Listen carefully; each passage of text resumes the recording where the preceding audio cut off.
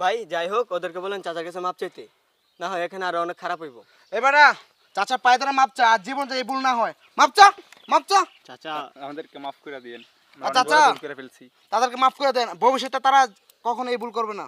আপনার ছেলে হিসাবে ছোট মানুষ, ওরা বুঝে নাই, তাদের মাফ করে দেন। বাবা তুমি হচ্ছে আমার ছেলের বয়সের, আমার ছেলে যদি কোনো অপরাধ করতো, কোনো বাপ মায়ের ছেলের অপরাধ মনের মধ্যে রাখে না, মুখে হয়তো অনেক কিছু বলে। বাবা আমরা যে কষ্ট করে রৌদ্রে পুরে বৃষ্টিতে ভিজে তোমাদের জন্য যে খাবারটা সংগ্রহ করি, তুমি আমাকে গায়ে হাত তুলেছো, আমি কিছু মনে করি নাই, কিন্তু এত কষ্ট করে যে তোমাদের জন্য খাবারটা সংগ্রহ করি, তোমরা কি জানো কত কষ্ট করে এটা আমরা সংগ্রহ করি?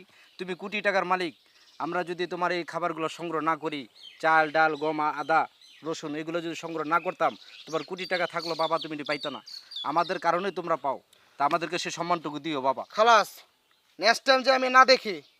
আচ্ছা আচ্ছা, মাফ করে দেন। হ্যাঁ মনে থেকে মাফ করছি, আমার ছেলের বয়সের, তো আমার ছেলে অপরাধ করলে আমি মাপ কি চা, করতাম? মাপ চা, ভালো করে না মাপ চা। বাবা তোমাদেরকে আমি সবাইকে মাফ করে দিচ্ছি, আমার ছেলে বয়সে তোমরা। চাচা আমাদের আর এমন ভুল হবে না চাচা। আমাদেরকে মাফ করে দেন। এবং এই সকলের উদ্দেশ্যে আমি বলতে চাই, চাষিকে কেউ চাষা বলে করিও না গিনা, এই চাষে বিনে কেউ তোমরা বাঁচবে না।